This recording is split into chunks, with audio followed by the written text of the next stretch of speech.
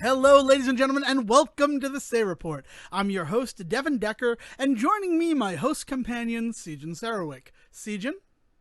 Hey everybody! Yeah, it is I.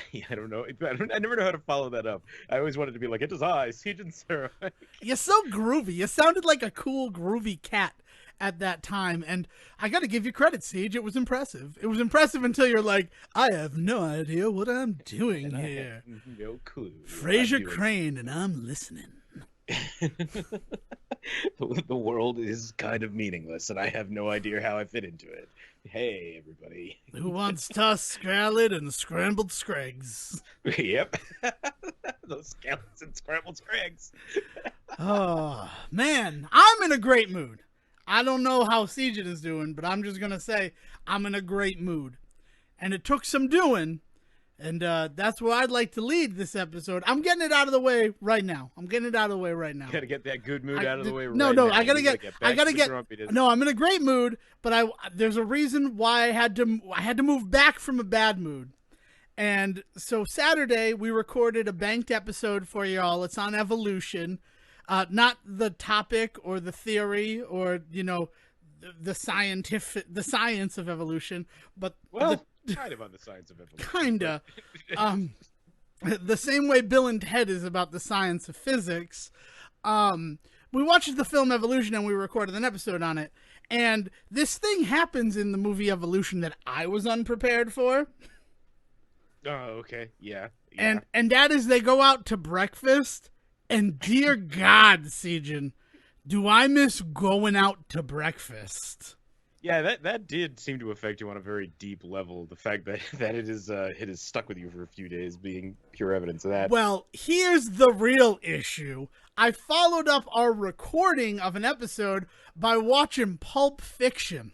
Hey, there's breakfast in that one too. They should call that movie Breakfast at Quentin's. It opens in a coffee shop. Bert's eating hamburgers for breakfast. Eric Stoltz is eating cereal at 1:30 a.m. Fabiana does a monologue about breakfast. A breakfast pastry saves Bruce Willis's life. Jewel compliments Jimmy on his coffee. Wolf compliments Jimmy on his coffee. Wolf goes to breakfast with Red. And then it ends in a coffee shop and they talk about bacon and pigs as filthy animals. Man, my breakfast with Bunny. I know. Yeah. It's a breakfast-filled film, Devin. I can't.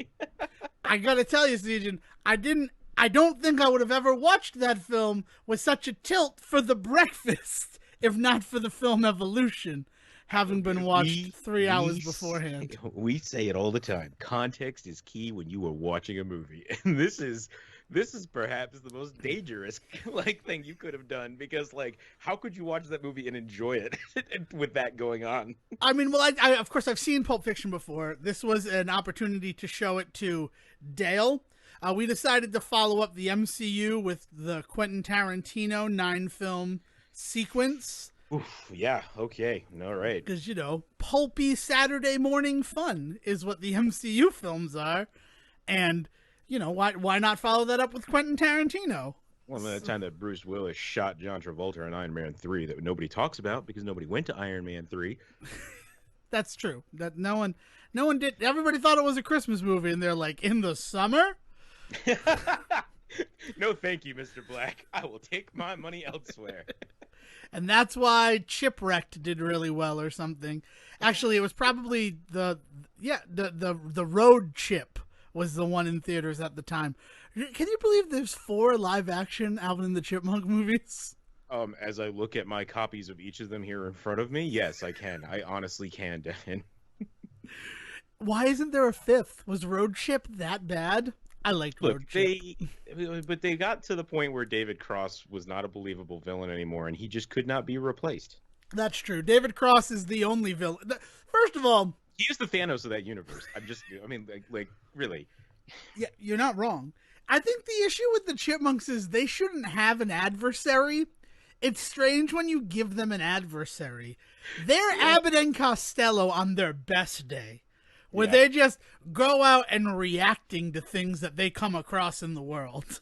I mean, it's hard to play up the scallywag rascal angle with Alvin when there is someone there that is set on kidnapping them and forcing them into slavery.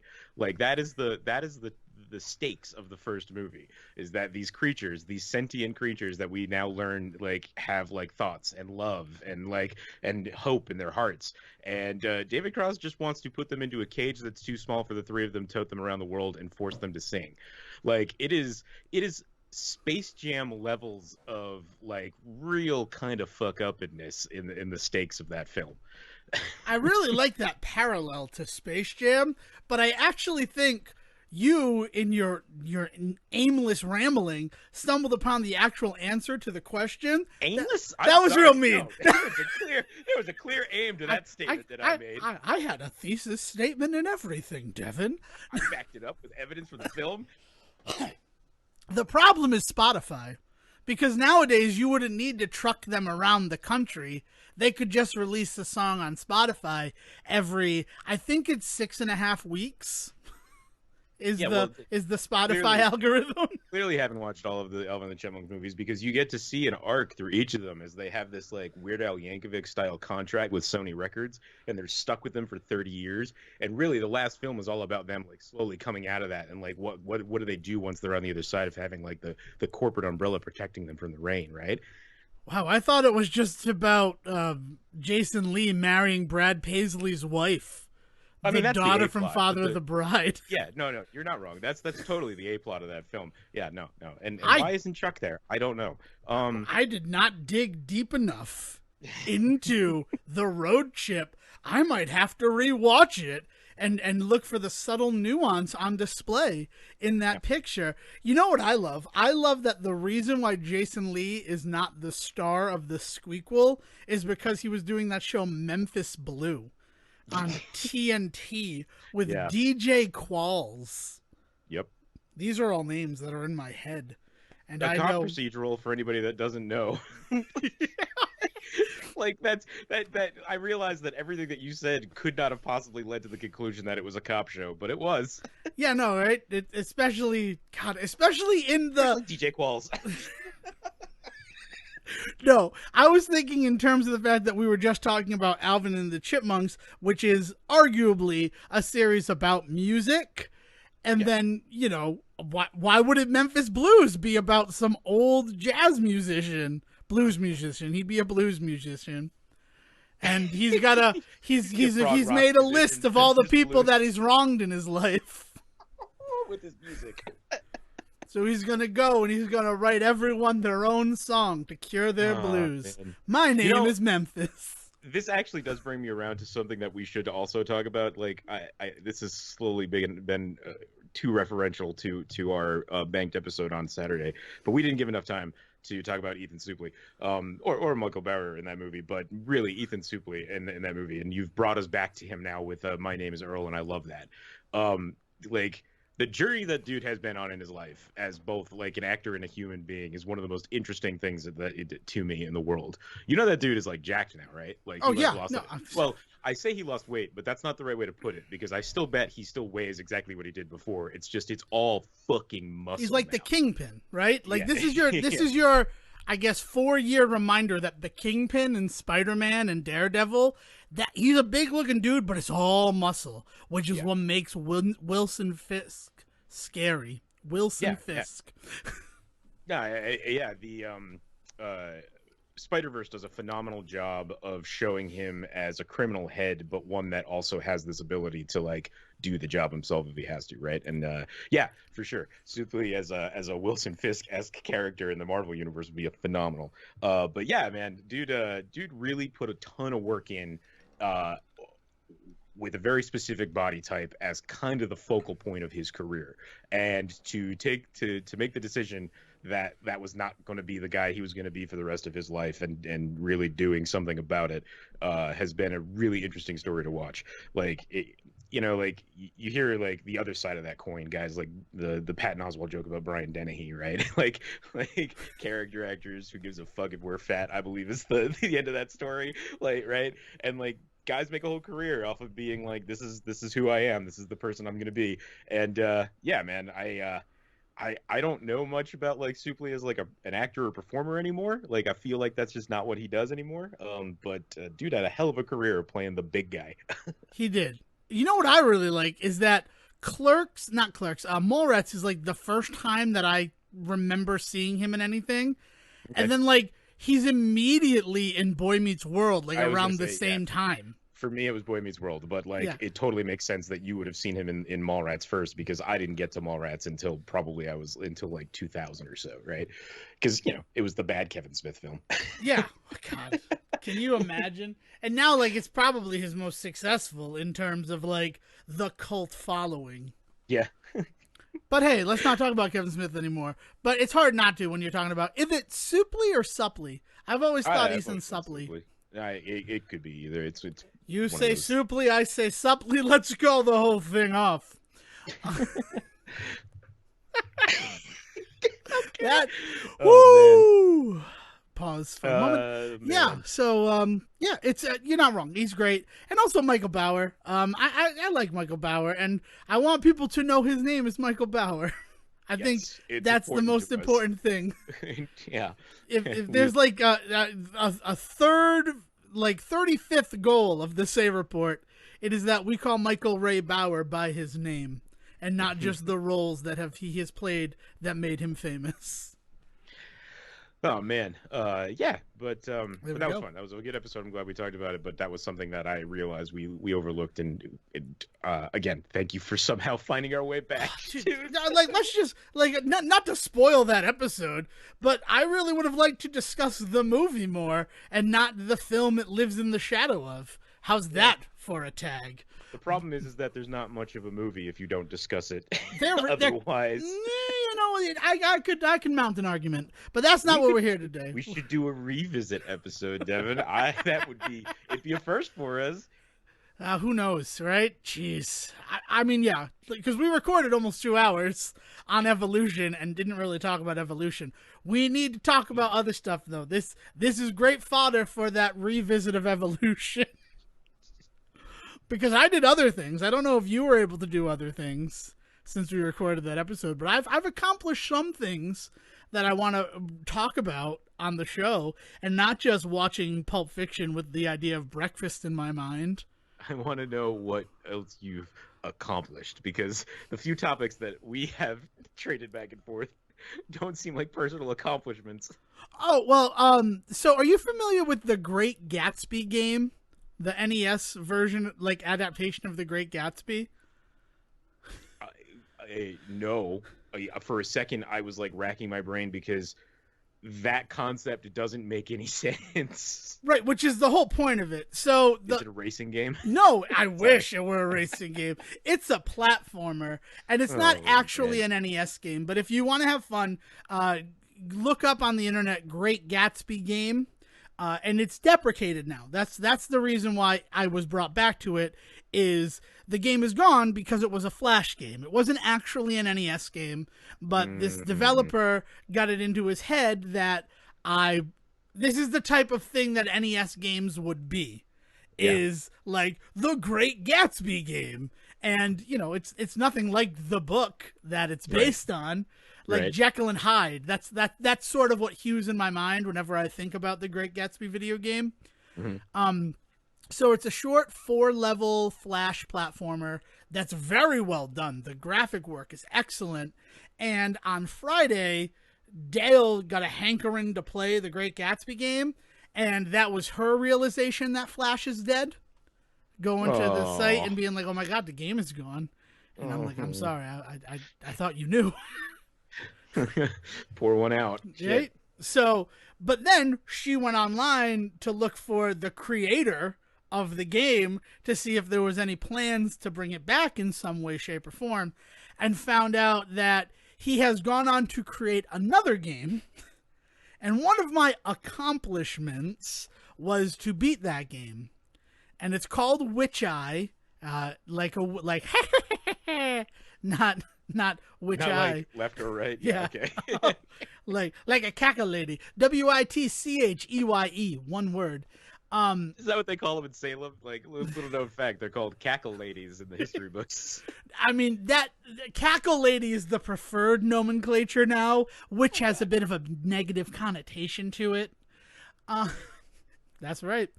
Devon Decker just went there. So I played through that game, and it's a game of very little control. I was surprised. I didn't know what to expect. I really played through it hoping. This is available on the Switch, by the way. You can get it. It's only $5, and it was a good time. It gave me about 5 hours of fun. So that's $1 an hour. That's not bad. I'll be honest with you. You play as the titular Witch's Eye, and you flick the stick, the control stick, to move her in any direction. And you need to defeat enemies and collect gems and hidden treasures, and also like defeat giant screen-filling bosses. And that's one of my accomplishments. Is I played through that whole game and got 100%. No, wait. I'm sorry. You don't know. What? You play as her eye, like yeah, her floating eyeball, her or floating like eyeball. You are in her head and you control her whole body, Ratatouille style, from her eye. Like... That'd be cool. No, so in the beginning, the wizard sends a knight to gather all of her secret ingredients, and then when she finds out that her secret ingredients have been stolen, she decides that she's going to chase after the knight and get them back. But for some reason, rather than stay in her witch form, she transmogrifies, which is the proper term for what she does. She transmogrifies into just a floating eyeball. I imagine because it's fast, and also the eye is pretty much immune to damage. Like, the only things that hurt it is spikes, which, naturally, spikes hurt everything, even blue robots. So there's no, like, even narrative explanation. No, it's not like she's killed by the knight and then the eyeball like pops out alive and seeks revenge. No, she willfully transforms herself into a floating eyeball. Wait, what's crazy about that is that like Witch's Eye, is that I don't know that to be like a thing, like a folksy thing. Like, it's not like it's like Eye of Newt, right? And it's like a Newt's eye that's flying around. Like that would at least be like a pun of some kind. Right? Am I wrong? Is a Witch's Eye a thing that I'm just not No, thinking? I don't think it's a thing. I think the thing is that it's like Witch Eye, and it's like, what, left or right? And it's like, no, Witch Eye. I feel like that's the joke. The joke's right there on the tin. But really good, like great like sprite work and character design and beautiful artwork, lush areas. And it's about 60 levels long. And like it starts out like nice and easy, and then like you get to the boss fights near the end of the game and you're like, I hate this game. I hate you, game. Okay. All right. So Witch Eye is something that I spent my time with. I am not deep into it, so there's not too much that I want to talk about just yet, but I did start Monster Boy this weekend on nice, because it was on sale, right? It was on like mega sale. I got it for all of like $3 or something, and it's normally 20. More than that even, I think. 40. It's a $40 game. Yeah, and it's worth every penny. Monster Boy and the Cursed Kingdom is excellent. If there was anything to tell you otherwise, just watch the opening sequence that I have watched every time I turn that game on. Yeah, it's one of those opening sequences that you watch every time. It's like those are straight few up and far anime between. sequence. Yeah, it's beautiful. Yeah. It's amazing. Yeah. But yeah, so you mentioned a platformer that you were getting that you can breeze through. And I've been playing around with that one, and it is really fun. Once I get a little bit deeper into like the lore and stuff, we'll have to talk about it. I know we already kind of did when you played through it, but I have some questions, not least of which I was under the impression that this was a series of games, yet it seems like this is like the only game. But we'll talk. We'll talk more. Well, it's a deep series of games. At least 4 games deep prior to Monster Boy. Enough to merit a 5-minute anime opening when this game came out. So like I'm a little confused there. The greatest thing about that is that the lore of the series plays heavily in like the back half of the game. And that's so crazy that like you are not alone in being like, I don't know who this character is. Well, it's not even like, oh, I don't know who this character is. I'm all for the game introducing me to this character. I was just under the impression that this character already like existed and had like certain abilities and things like that. Like there's a lot of stuff going on that makes this feel like a reboot, maybe. Again, I don't want to talk too much more about it though. Okay, Because I don't want to wanna get spoil it people for you, into but I Yeah. will say this: that is a game that I always think I'm gonna breeze through it, and then I end up taking longer. It is deceptive. It's another one of those games that starts off kind of friendly, and then by the end of it, it's like, you know, those 8 things we've taught you. You need to put them all together. Yeah, I am learning that, and they do a really good job of doing that in small doses. Like every time you do a section of a thing, they then will put it to the test, and like every good game should, right? Like that's like Mario 101 every time you play that, right? But anyway, there's I'm only the pig still, so like I'm running around as this pig in the beginning of this game, and they've taught you all these tricks you can do as the pig, and then you end up in this section where like you have to make sure that you remember to look for this and to activate that, and don't forget that if you shoot a fireball here, it'll do this, and it's like, oh right, yeah, okay. So I'm already hitting moments of that, and if it gets much more insane, I won't be surprised. It's also I'm going to be a lot more aggravated with that game than I am right now, because right now it's very fun, and it's close to aggravating, but it's riding that line of like it's still enjoyable aggravation. Like, yeah. I'm gonna say, and this might be a spoiler, and if it is, I apologize. Stick it out till you become the frog.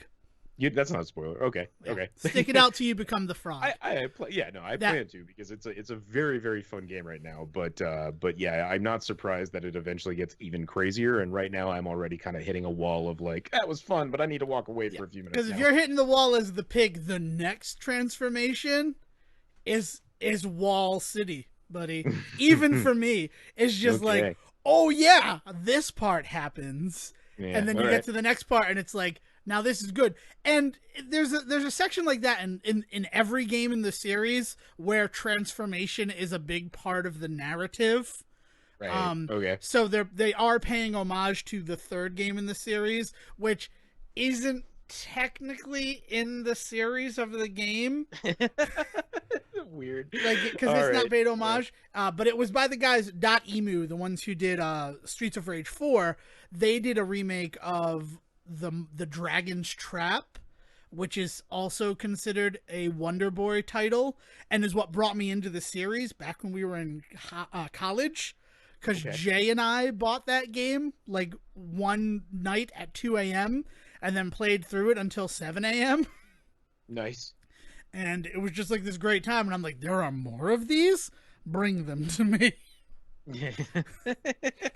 Yeah. It's been good.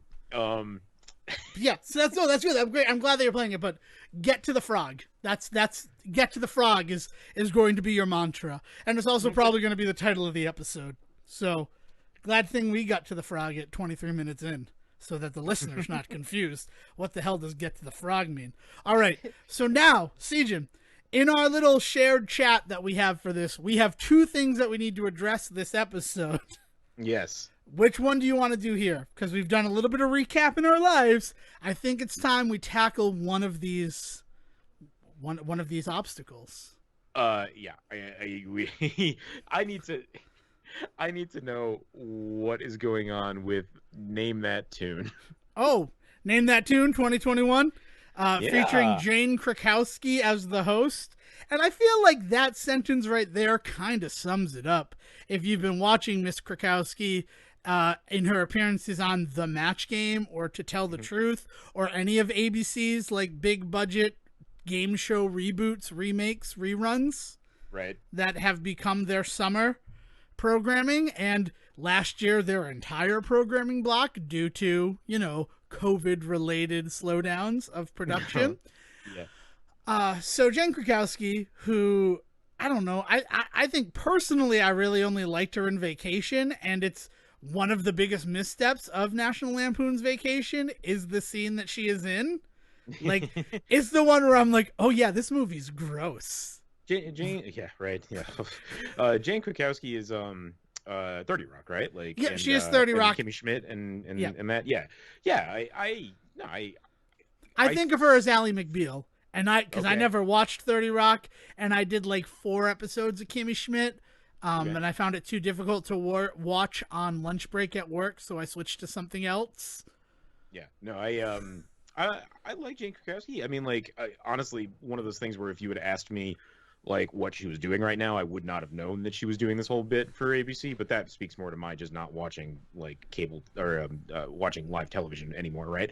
Um, yeah. So she strikes me as kind of the right get for that kind of thing. I think the bigger issue I would have is that I'm not in the mood for a remake of old games anymore. I kind of am a past like like I'm a guy that likes a good like television game show. Like you put something in front of me that's got like people willing to debase themselves for points, and like I'm your man. I've talked a lot about how much I'm into like Taskmaster this summer, and we've talked a lot about Jeopardy over the past year and all that sort of stuff. And like I'm not opposed to a good game show, a television game show, but I'm just so sick of seeing the same ones being brought back. Like I want to see I want to see new silly shit. The big one that I've been watching is the mini golf one With Rob Riggles. Rob Riggle, yeah. Holy Rob Riggle and moly, Steph Curry is that and the stuff. name of that? Holy moly, yeah, that's the one. And it's amazing because Yeah. there's a robot that like plays every day and stuff too, and there's just all sorts of Yeah, silly it's shit. like Wipeout meets mini golf. It's an evolution. It's fuck us. It is an evolution of an existing show, and Right. it's enjoyable. I really do like Holy Moly. Once I was at a bar, in the before times, and a game ended on ESPN, and they just threw on Holy Moly ESPN, and the bartender's like, "What the hell is this?" And I'm like, "It's Holy Moly. It's Extreme Mini Golf." And Yeah. they're like, "Yeah, I guess I'll leave it on." And then like everybody at the bar was riveted by it. It is legitimately one of the best things I've ever seen Steph Curry do, and that includes play basketball. Bam. It's one of those things where that show got me interested like that my enjoyment of that show was such that I actually started following the NBA for like a hot second. Well, they got you, Sejohn. That's what Yeah. happened. Yeah. Just like Peacock got me, Holy Moly got you. Yeah, yeah. you brought up Peacock. Did you hear the big news today? No, and let's hold it because I want to finish talking about Name That Tune 2021. Okay, Because yeah. this gets pretty crazy where I'm about to go with this. And I think if you have a tinfoil hat by your side, Siege, you might want to throw it on, J and C. Oh, give me some here. Because the band leader is Randy Johnson. And Randy Jackson. Who the hell's Randy Okay. Johnson? I was Randy like, Johnson Randy owns the Johnson, pizza who is place. No, that's Rick Johnson. Anyway, Randy No, that's Jackson. And we've come full circle with off-mic topics. So Randy Jackson is the band leader, and you want to talk about someone who's transformed his body. He looks pretty amazing right now. He looks good, but he's still got that philosophical thing he always had, and that gets tiresome when you're trying to watch Name That Tune. And it's like, Randy Jackson, do you have any advice for our contestants? Like, you just want to listen to the music and, go back to that time in your life when you first heard the song. And if you can make that mental connection, then you'll be able to name that tune. Like, you got to focus in the memory if you want to accentuate the brasserie. God damn it. Calm the fuck down, Randy. It's just Name That Tune. And all that's right? exactly every time. It's like, all right, Randy, stop. This is not what today is about. Now, there have been 3 episodes. I've only watched 2, but in those 2 episodes, it was really 4 shows. They just fill up an hour block with it because we need to fill time on TV. That's where we're at right now. Like, things are very strange for everyone. Yeah. So there's the big deal. But the problem that I have with Name That Tune, first of all, it is different now than it was before because there's just more music than there was before. Yeah. And certain clues, like, that can literally refer to like 12 different songs. Yeah. So like, I'm sorry. I'm caught on the idea that there's just more music than there was before, and you're just like, that you're not wrong. yes, Like- it's an inherently true statement, but it's also absurd. I get it. Is it? Is that what you're saying? Yeah, you get that one right on the news. You name that tune. In zero notes. I also don't like that you can't choose zero notes because it's just the Leonard Maltin game, but with music. For anyone who's not familiar with Name That Tune. But here's the problem, and here's the conspiracy theory part, and here's where everything gets crazy. The show is filmed in Sydney, Australia. But none of the contestants have been Australian. Wait, why is it just filmed there just for the COVID convenience? I don't know, Sejohn. I don't know. It's absurd. I don't know. So the contestant gets on, and then they fly them to Sydney I don't understand it, which has led me to believe that Name That Tune 2021 is all fictional and fake and bullshit. It's all scripted, and these are just actors. Maybe it's like that show on Netflix, another game show that I've very much enjoyed over the past few years, where it's the sleep deprived one, where they like keep them up for 24 hours and then have them like try and answer like simple math questions. Have you seen this? No, I'm not familiar with that. It's fucking crazy. Yes, I think it's Netflix. It might be Hulu, but it's one of the streaming services because there's no way they would allow this on actual television. Right. But they like keep people up for like 24 hours and then they put them on stage and they can win like $1 million. And it's stuff that's like pick the one green ball out of all of these pink ones, and somebody's just sitting there and like, I can't see anything right now. Never mind colors. Like, it's crazy. And it sounds like that sort of thing where they're like, let's put them on a plane and give them jet lag and then make them sing some shitty Sonny and Cher covers or something. Like, it's like, as soon as I saw that, I'm just like, I don't trust this game show at all, because you're going to, in this time, right? Because it's all safety precautions have been followed for the taping of Name That Tune. Taping has occurred in Sydney, Australia. And I'm like, so these people got on a plane, and I have to imagine that everybody who's there got on the same plane, right? Like all negative tests, you have become a pod of people. You are a group, and your group stays together for like the week that we're going to record Name That Tune, and the weekend, really, right? It's absurd to me that it films in Sydney, Australia, and there ain't no Australian people there. Like, what about like in the audience? Like, do they cut to anybody, or they cut anything? to people in the audience, and the people in the audience are real. It's real people, because in the first episode, the guy's fiance was out there, and you know there was the whole patter of like, do you remember I remember my first kiss was with this girl at this concert. And she's like, is that who's here? He's like, no, that's my fiance. Do you remember your first kiss with her? And he's like, and they're like, yeah, don't answer it. Like, there's no good way to answer it. And I'm just like, this seems scripted. This seems scripted, Name That Tune. And then another one, the guy, he and his fiance, and they were very young. They were like 22 years old. They met each other online via a My Little Pony fan message board, and then met in person at the age of 17.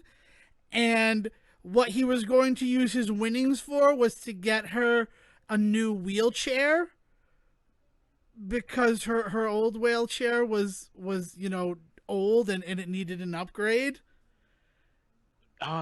This is manufactured. Everything about that is a manufactured It story. just feels so manufactured, and I'm just like, I want to believe this is real, but like everything and the amount of money that they give away, right?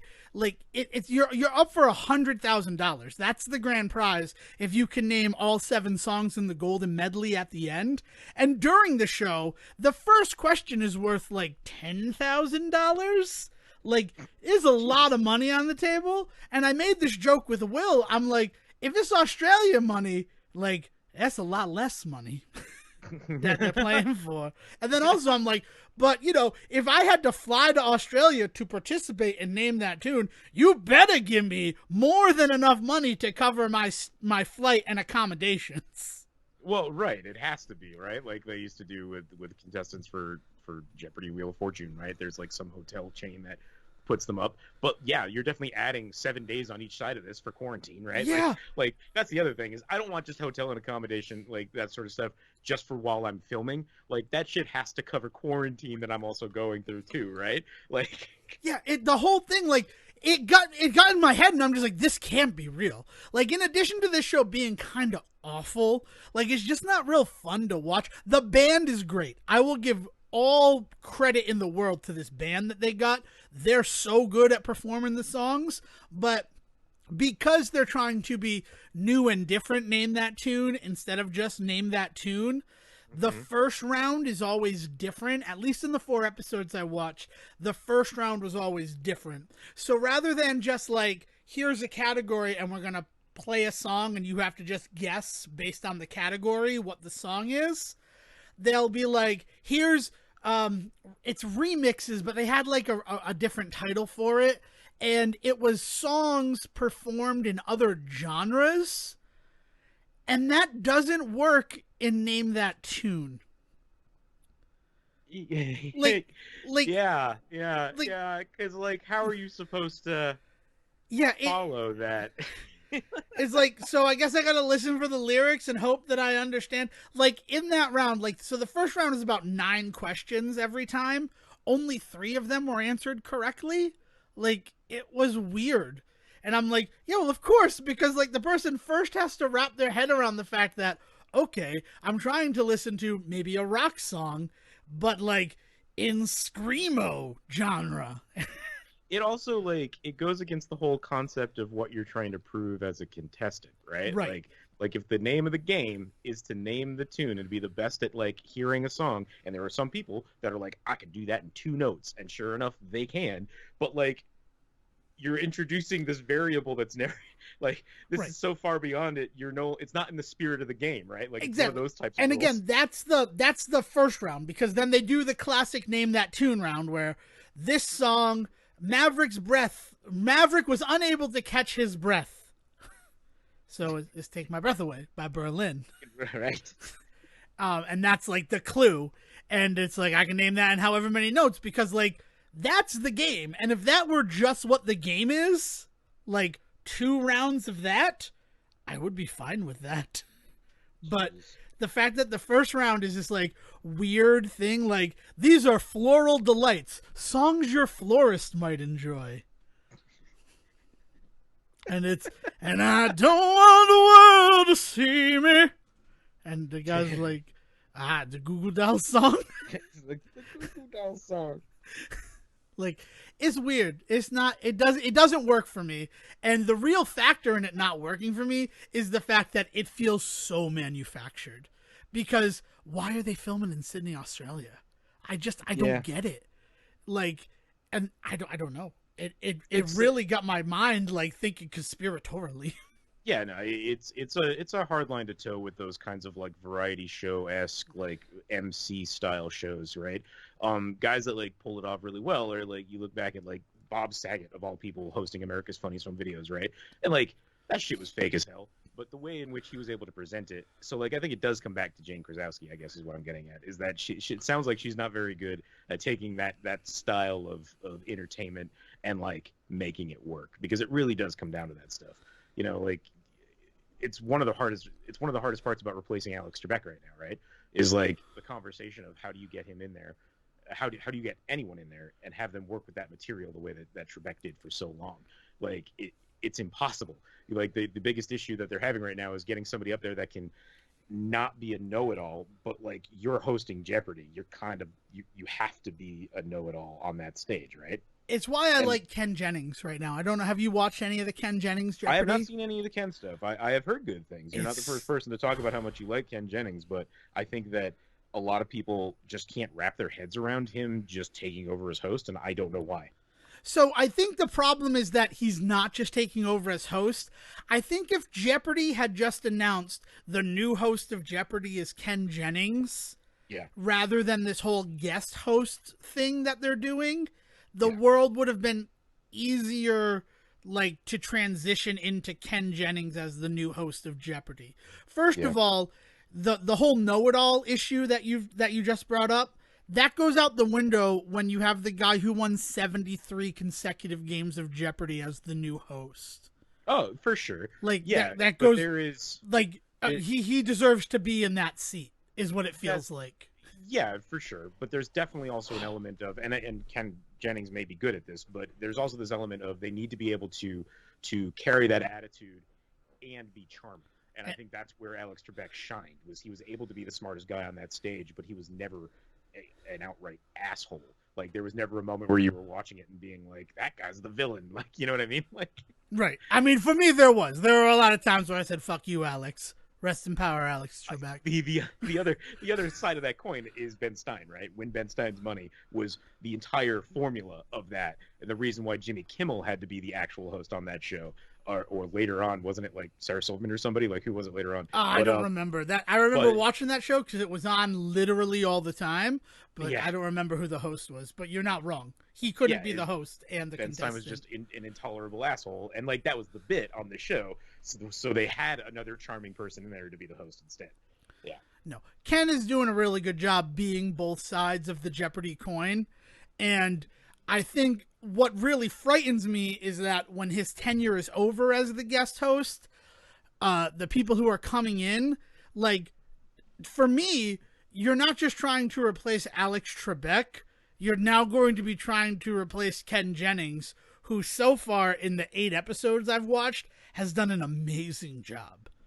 Like, it really is, like, it doesn't feel like it's missed a step. And let me tell you about that whole you need to be a know-it-all but charming. I didn't follow Ken Jennings on Twitter because he was good at Jeopardy. I followed him after I saw him on TV for a speaking appearance and was like, oh, he's also pretty affable and, like, a smart dude. I wouldn't mind his stuff coming up in my timeline every now and then. That's cool. Yeah, I mean that's really cool, and like I'm still rooting for him to be the next host. I mean, it's a amazing story, you know, of that you can't manufacture that, right? Like that, like to have the built-in story of him being one of the greatest champions of all time on Jeopardy, if not the greatest, and then like getting to step in is like, it's too good. Like it's you can't write this shit. Yeah, I mean, and then you also have the issue with like Katie Couric was supposed to do it. But then they didn't really like what she was saying on her appearance on Bill Maher last week. Yeah. So, like, when my father's like, I don't think Katie Couric's gonna host Jeopardy, I'm like, oh geez, what happened? Because I mean, she really didn't even say anything crazy. No, like, it wasn't even she that. Basically, was like people that broke the law should be held accountable, and everybody was just like, "Ooh, is it really accountability? Is that what we want to be talking about right now?" Yeah. No, that's kind of yes. Actually, oh man, but yeah, and then like other ones like LeVar Burton, I've heard. I don't know if he's actually doing it, but a lot of people were pitching him to do it, and I know that Aaron Rodgers was announced to do it, and that's good because after last night's game against Tom Brady, what else is he doing? What else are you doing, Aaron?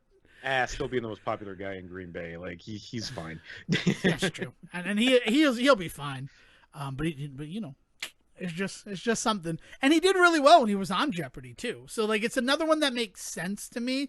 People who are tied to the Jeopardy narrative, I am fine stepping into that hosting seat. You know who I wouldn't mind seeing on it? Michael McKean. Because he is, like, was so good in every single appearance on Celebrity Jeopardy. And he's just a good guy. I mean, I don't know how he would do in the Alex role, but, like, if they gave him a week of guest hosting, I would love to see that. I mean, you're talking about Michael McKean. He's a phenomenal, like, live stage performer. I think he'd be able to handle himself with some of that material for sure. I do, too. But it's one of those things where, like, you talk about the formula for a Jeopardy host, and Michael McKean, I only know him as characters. I don't really know him as anything else. I will say this, and this is going to sound super shitty and rude, but I bet they won't go with somebody like that because of something like age. Like one of the beauties of getting Ken Jennings in now is he's young enough, right, to sell that part of it too. Like I love Michael McKean, but I just don't know. I don't know because that being said, right now I'm only talking guest hosts. I'm talking guest hosts only. I'm not talking full-time replacement host because even then. I don't think they want to settle on something like Ken Jennings. And that's the reason why they decided to do the guest hosts thing. Because they want their options open. But, like, honestly, if you have Ken Jennings just finish out this season, no one would be surprised if by the 38th season of Jeopardy, you announced a new full-time host. And we thank Ken Jennings for stepping in in the absence of Alex Trebek. Yeah, no, Like, yeah. you could spin it. I don't know. I've been thinking about spin a lot as I've been watching the news, and people who do not know how to spin things in the way that they're not an idiot, right? Yeah, I Like, don't think that's necessarily spin. I think that's just clarity of like argument, right? But right, but like it's just no, it's spin. I mean, like any situation, you could look like the asshole. You just need to mhm. make sure that you find the words to come out of your mouth so that you don't look like the asshole. Yeah, yeah. Or like at least don't say things that make people think, wow, you're an asshole. Like Yeah. that, like it's not. I don't know. It's just been something that's on my mind, especially watching the news in the wake of Joe Biden being inaugurated. It actually happened. We haven't talked Hmm. about it. I can't believe it happened, but like also I don't really want to talk about it because it's sort of nothing's really happened. Like he signed a bunch of executive orders and that's awesome. And I think the country is, slowly making the baby steps to get back on track. Yeah, I mean, like, I think the no news is good news mantra should be what we adopt for the next 4 years, right? Like, Agreed. at this point, I'm not looking for a guy to come in that's gonna like Superman this shit and fix everything in 4 years. I'm just looking for a guy to start working. And that's what he did. The fact that he had his little party and then was working afterwards, Hmm. that's the president that we need right now. Yeah. Yeah, Um, and so yeah, I'm not ashamed or surprised that we didn't talk about it because right. at the end of the day, we don't have to. But it did That's happen. It nice. did happen, and we should celebrate the fact that it happened. All right, so we have another obstacle to tackle, and then I can talk about other things. But you know what? Actually, I'd like to address what happened with Peacock. I'd like to hear this. Yeah, so I don't want to say that they are back or anything like that. I still think that there's work to be done. But their first big move since kind of the kind of rumblings of issues with getting people over for the office after the new year, they announced alongside the WWE that they are going to be the official streaming service of the WWE. Over the next 6 months, the WWE's own streaming service that already exists is going to work to migrate everybody that's already with them over to Peacock. And they're giving them a lot of incentive to do it. Like I guess they get like 50% off for their first year or something like that because they've already paid for WWE, and like they're trying to make right by forcing all of these people over to this other service on the WWE's end. I'm saying this, but NBC went whole fucking hog in on this, and like they're going to be the exclusive place outside of pay-per-view, which they were very quick to say that'll still exist. Don't worry, we'll still take your money that way too. But they but outside of pay-per-view, they're going to be the only place now to see like major events for the WWE. So it's kind of big news. Like get like the WWE get is not nearly as meaningful as it used to be because it was something that was fought over by networks for a long time. Um, but it is still pretty big. I mean, like it's still pretty popular as much as it was not. It's past its heyday. Um, I but mean, yeah, they're going to be the exclusive place for that sort of stuff. well, that explains all the wrestling themed things that appeared when we went to watch Yellowstone today. Because I'm like, oh, look at all Yeah. that. I didn't know that they had wrestling on here. That was Mhm. my exact reaction. Yeah. So that's good. And it I also makes sense because, USA Network, big NBC Universal company, and they right. had them for so long. Yeah. So, Well, and it was always weird when the WWE kind of did their own thing as far as streaming went, because they were one of the first ones to kind of break out on their own, and they started, God, 5, 6 years ago, maybe even longer than that. I think I was actually still in a lowly student apartment in BG, so it might have even been like 10 years ago. And when they first came out, like it was really interesting because they were the place that you could go and see everything you wanted. But at the time, their ability to stream was not stellar. They were not on the level of like a Netflix or a Hulu because they just didn't have the technology, the servers, really. But they're long past that. They've gotten bigger and better. But I know that people have had some real issues with the ways that the WWE has kind of handled their streaming service, just in terms of like usability. So I'm really interested to see what happens when you force all these people where like their biggest issue with your service was like UI based and like getting around and finding what they wanted and things maybe not necessarily being available when they should be, or still being available for some reason when new stuff is coming and all that. And there's not much better going on over at Peacock. So I'm concerned that they're going to basically shove all of these people onto a possibly even worse service, and it's going to be detrimental to both of them. It's a big enough, smart enough move that if they can do it right, Peacock might have actually started kind of like steadying themselves in this streaming battle. But if they can't fix their shit in terms of like their UI, they've got to figure out what the hell's going on with their commercials, because a part of this issue right now is that after the year where everybody gets whatever they get from WWE for already being part of their service, once people have to start figuring out what they want to do, or newcomers to the service, now that NBC has wrestling, maybe I'll pick up Peacock, but I have to wade through now 3 or 4 different tiers of figuring out like what is paid with WWE. Do those have commercials? Oh, those both have commercials. What's the most expensive package that just gets me everything, no commercials? And it's kind of like, oh, you don't even really have one of those. So like these people that have been paying for a service with the WWE to not get bombarded with like too much in terms of commercials and shit are now going to be on this service that's going to be like shoving them down their throat. That's going to be a little weird. It's a bold move. I'm interested to see if it pays off, Cotton. Yeah, the interesting thing about going to Peacock is WWE is probably investing somewhere else. Like that feels like that is NBC looking for a lifeline and getting the cash injection from Vince McMahon and World Wrestling Entertainment. So one would hope that with that extra money, they're going to beef up a lot of those problems, and they're going to make sure that they are an airtight streaming service, and that they're going to actually be available on Amazon Fire, like infrastructure. That's the weirdest thing about it. Like I was able to sideload it, and I'm not even ashamed to admit that. Like there's a whole sideload community to get Peacock onto your Amazon Fire Stick, and is okay. It takes a little bit longer for it to buffer, but it plays while it buffers. Like it's strange because like what the reason I wanted to talk about Peacock is another accomplishment is I finished the first season of Yellowstone. Otherwise known as Wild West the Godfather. I also compare it to Blue Bloods, but that's mostly because blue, yellow, blood, stone. It works kinda. And you know, the family dynamic is pretty similar if you really want to stretch it out like silly putty. It's good. I can't believe how freaking good Yellowstone is. I'm gonna just be that guy. Are they on season like 3 now or something like that? Yeah, they wrapped their 3rd season and a 4th season has been announced, though who knows when that's gonna happen. Montana is scary. I mean, it's filmed in Utah, so maybe Utah is scary. But like Montana, like everything wants to kill you in Montana. Yeah. And the first 4 episodes, like one character, he murders someone in all 4 episodes.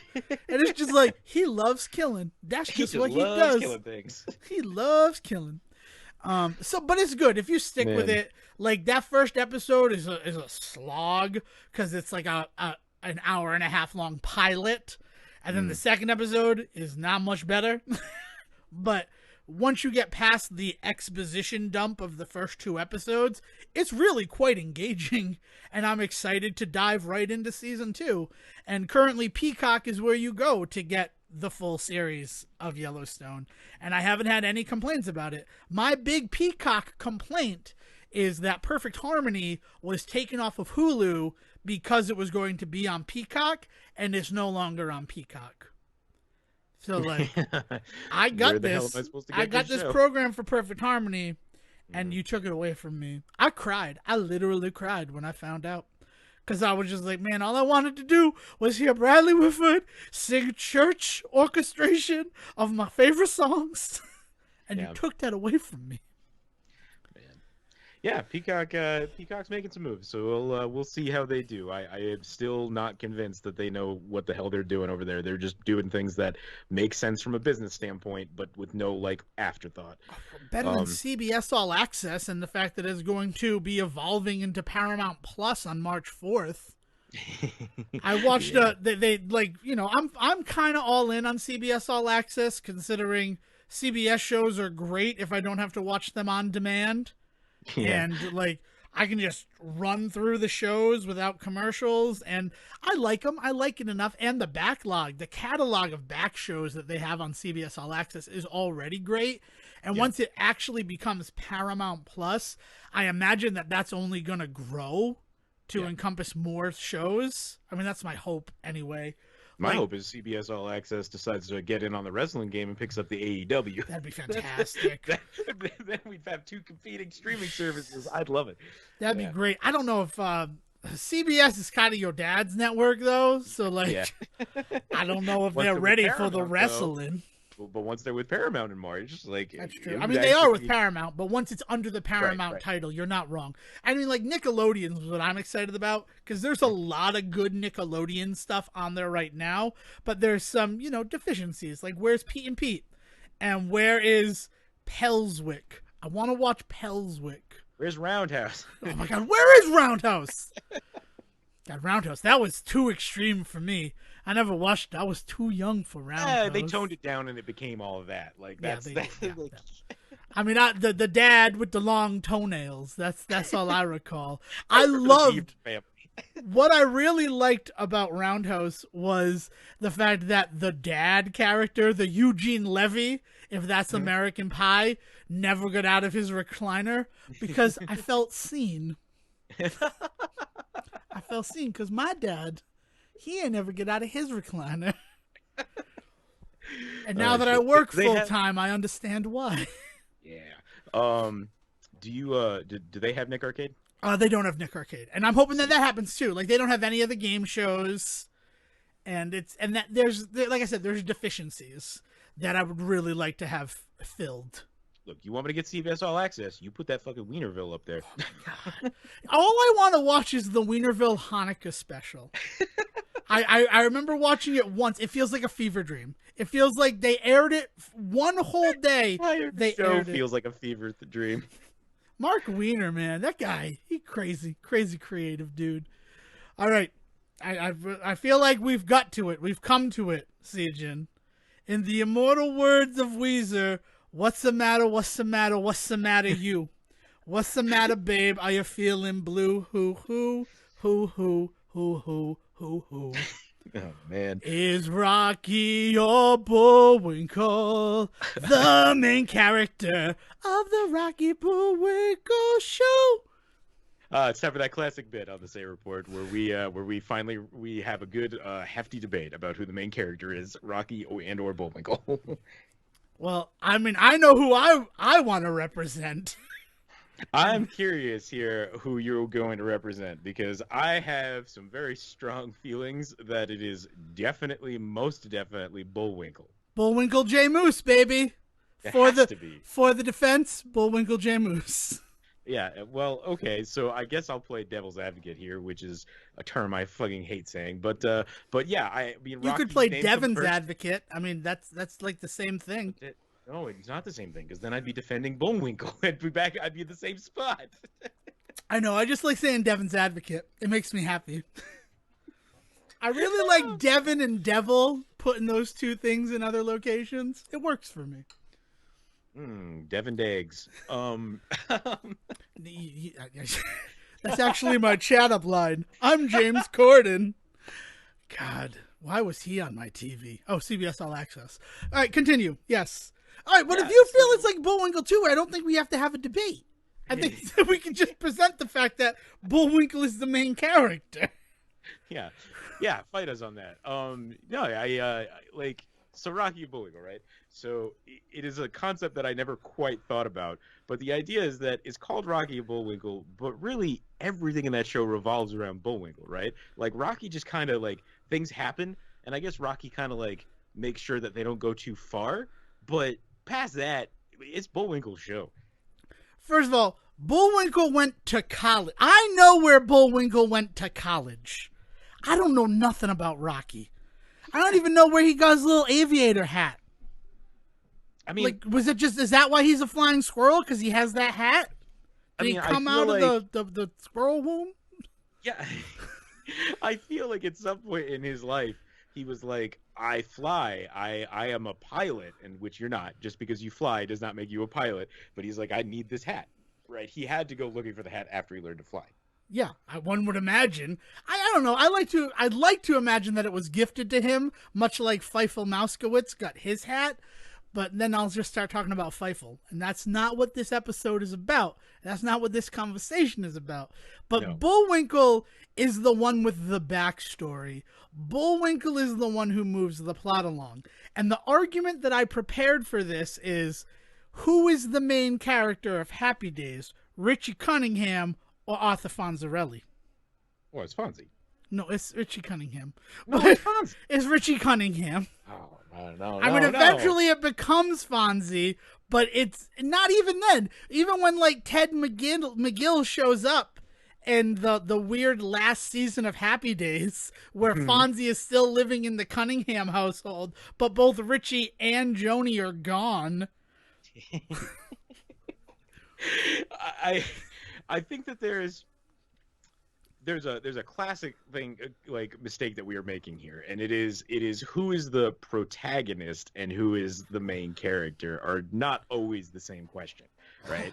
And so, like, I feel like in Rocky and Bullwinkle, I feel like Bullwinkle is not always the main character, but he is always the protagonist. Does that make sense? Yes, that's actually that there's the best description of it, is the fact that, yeah, Bullwinkle gets a letter about the reunion at What's the Matter You. Yeah. And then Rocky's like, I don't have a fucking job. I apparently live in your antlers. Let's go. I live in... Wait a minute. Does he live in his antlers? No, he doesn't live in his antlers. Does he just put a little hammock up between them and just, like, lay back? I imagine that has happened at one point. I wish that I could find it and prove it. Only made better because Bullwinkle is also lying in another hammock that is actually between two trees. Yeah, exactly. That's the thing. It's like, oh, we'll rent a room for the night, Rock, and one bed. And then Bullwinkle's in the bed, and Rocky's in his little antler hammock. Yeah, then the joke is he holds up the bottle of rum he rented. It's Are you comparing me to Bullwinkle, J Moose? I don't know if I love or hate that. I was really going more for that's the comedy of Rocky and Bullwinkle, but if you saw yourself in that comment, well, I say rum like rum, that. so that it was a Devon Decker joke. It felt like a dig on how I say the word rum. And that's how you play Devon's advocate. But right, so back to the Happy Days conversation, the idea being that, like, Richie is the main character for the early show of that, but I feel like every story revolves around Fonzie growing in some way, right? No, like Richie I mean, is eventually, nothing but like a Virgil to Fonzie. Wow, look at us getting all Grecian up in here. No, Fonzie eventually starts to grow. It's where you have the problem of it jumping the shark, is because at that point Fonzie is the main character, because Happy Days starts out as it's a show about the Cunninghams and their happy days. And, Arthur Fonzarelli is just like this mechanic who lives in town who's cool. Like, he was the cool guy in high school.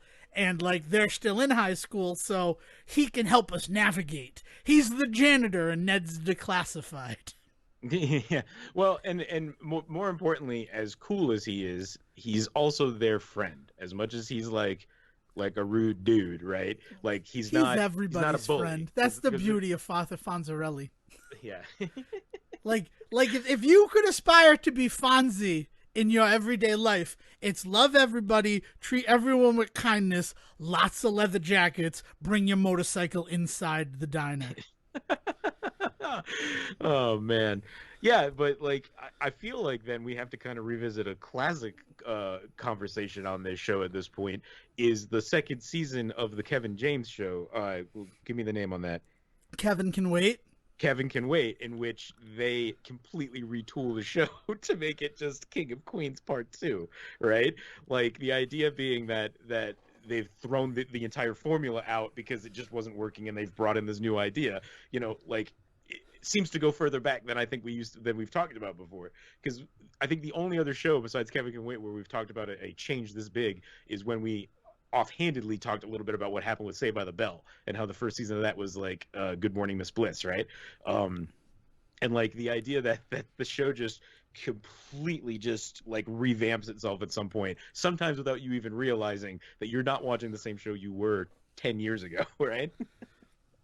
Yeah, it happens a lot. It surprisingly happens a lot in television, and Mhm. it's sort of where I applaud animation in a strange way, because animation, when they change what the show is about, and it's like this has been a huge shift, usually they'll give you a new theme song, because Josie and the Pussycats in space is just Josie and the Pussycats but in space. Mhm. It's the same basic show, but now it's in space. Yeah, yeah. It's kind of the opposite idea, right? Like, is Yeah. that they didn't change anything, they just changed the veneer of it. Now there is space, and there's the weird Glebo guy. Well, what it is it's the later seasons of Kevin Can Wait versus the first season is the first conversation. The later seasons of Kevin Can Wait versus King of Queens is the second conversation, right? Yeah, very true. Very, very true. Jeez. Rocky and Bullwinkle, though, what they used to do is they used to do straight up arcs that were just done once they were done. None of this overarching story shit. Just like, hey, here's 4 episodes about box tops, and then like we're done with that. Now it's onto a folded map that's actually a boat. Like, It would be 5 episodes. The beauty of Rocky and Bullwinkle is it wanted you to tune in every day to Mhm. make sure you got the full story. And Right. it made that promise to you that if you watch every day, you will get a full episode of Rocky and Bullwinkle doled Right. out to you in 7-minute chunks. And is like, fine, I guess that sounds fine. Can we have Aesop's Fables and Mr. Peabody and Sherman as well? And maybe some Dudley Do-Right in there? A couple of fractured fairy tales from time to time, Yeah. please. Yeah, it worked. I mean, I watched Rocky and Bullwinkle, but the problem is I don't recall any Rocky and Bullwinkle because of that nature. Like, I'll remember what the arc was, but I couldn't tell you what happened in the arc. Like, Yeah. the one where they go to the What's the Matter You reunion, or the one where Rocky's gonna do some death-defying daredevil stunt. Mhm. And it's just like, those are two. And all right, so who we haven't talked about and who I think is important in this discussion is Boris Badenov and Natasha. I don't know Natasha's last name, and I actually feel terrible about that. Aren't they married? I don't think they're married. Are they married? I'm pretty sure they're married. I think that's a bad assumption. I think that you see a this male might and a be, female this might working be- together. This might be Mandela effect, but I thought that there was a lot of them like kissing each other and calling each other darling and stuff, which is where you get the darling joke. all She the does time. say, "Oh, darling." She does call him Yes. darling, but I thought that was because she was a honeypot in the spy organization, and much like the Hulk, she's always horny. Jeez, I gotta. Oh man, now I gotta know though. Now I'm very Boris curious, and and also Natasha fearless married. leader is the people they're in charge of. I mean, we also need to discuss the fact that Rocky and Bullwinkle embraces and shows off the Red Scare and communism coming to America. You have all American Bull Moose, Bullwinkle J. Moose, and 2 Russians who are constantly trying to blow him up for some reason. Yes. Is he like Chuck? I feel like he's like Chuck. I feel like in my head he's like Chuck. And he's got a ate, knock list in his head, and he also knows kung fu. Yeah, he ate a microchip and it gave him crazy spy powers. like what happened to Chuck. Like Chuck. And I don't know. I've watched one episode of Chuck, and it's the one with Missile Command that like completely misrepresents retro gaming and Missile Command. It's such a good bad show. So to put it out there, Boris and Natasha were not married. They were simply a couple up until the end, in which they finally decided to quit being spies and decide to go run off and get married together. So they are Boris Badenov and Natasha Fatal. So, okay, I'm always horny. I stick by that. I want a shirt that's Natasha Fatal, and it says on the top, "That's my secret, darling. I'm always horny." I want to make it. I need the clip of just I'm always horny. I stand by that. I am. That she's always. Don't put that out of context. That was Natasha Fatale. That I was Oh, talking man. gas. Oh, too Moose late, and man. squirrel. Uh, so You know there's a maybe, Boris and Natasha movie? Did you know that? yeah. Of course I Yeah. knew that. I'll give you $2 if you could tell me who's in it. I don't. I couldn't tell you any idea who's in it. Is it Sal- Dan? Is it Sally Kellerman plays Natasha. Natasha? Dave Thomas. Dave Thomas plays Boris. Like straight up. What So was Strange the Brew? show? Yeah, Strange Brew and the Bob- SCCTV or whatever it is, and like Bob and David? yeah, man. Like, No, Bob and David is Mr. Show, and that's because you got Mr. Cross in my head. David Cross. I don't know. Bob and Bob and but Doug. yes, Bob and Doug Bob McKenzie. That's He's it, Doug. yeah. He plays Doug in that. Mm-hmm. My God, I am interested in that. It looks awful. I have a feeling it only came out in Canada. Like it's got to be 1992 is the movie is the year on that one. Man, we got to compare it to the live action Rocky and Bullwinkle, because like Rocky and Bullwinkle the movie, which also by the way does not do a great job of giving you any type of story for Rocky and Bullwinkle, now that I think about it, because you're sitting here talking about not having any real recollection of anything. I think there's an origin story for why Rocky likes to fly in that movie. We got to watch it. Yeah, that's fine. I'm okay doing that. But it's in that one, is it Danny DeVito and Joan Cusack who play Boris and Natasha? No, now you've got to look that up.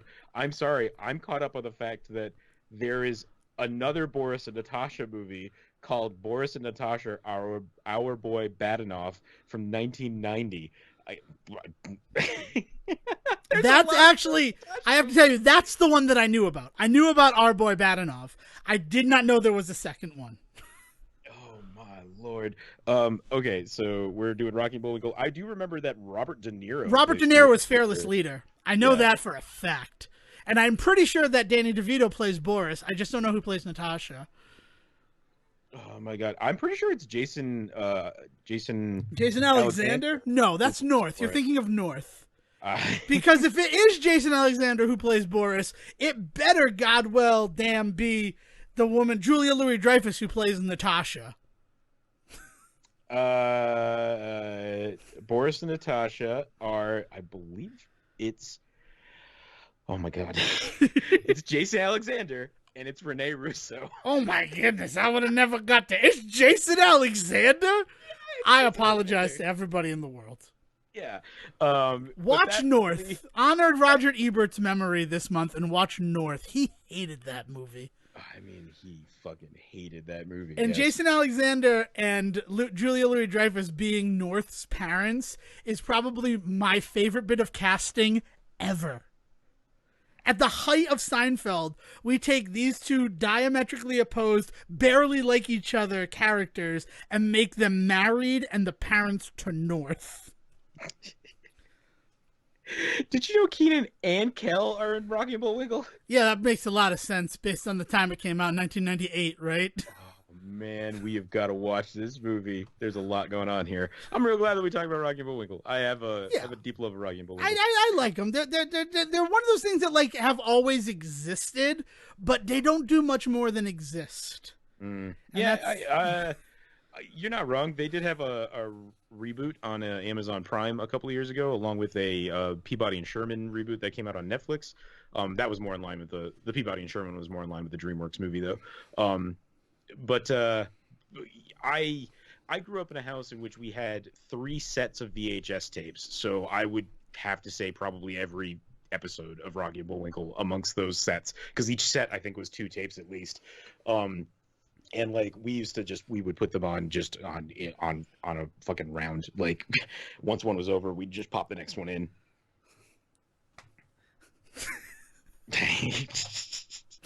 And to this day, I don't know why it's called Rocky and Bullwinkle, because it's really just Bullwinkle's adventures. It's the adventures of Rocky and Bullwinkle. And it's weird that Rocky gets first billing, because I really feel like it's Bullwinkle's show. And Rocky is just like the dude who lives in his car. You're never gonna not convince me he doesn't sleep in his antlers. Oh, now. he must. There must be. It has to be it. And also, you know what I want? You know what I really, really want? I would love if someone could do up Rocky and Bullwinkle with my face on Bullwinkle and your face on Rocky. Apologies, but that's. I think you just might have summoned my paralysis demon. So like let's not use that. Like, I really do think that you have just asked for fucking nightmare fuel to be sent to us, and I don't know if I need that in my life. Well, if this helps, and now here's something we think you'll really like. Oh. Ouch. Yeah, sorry. Wrong head. Hey, Rocky.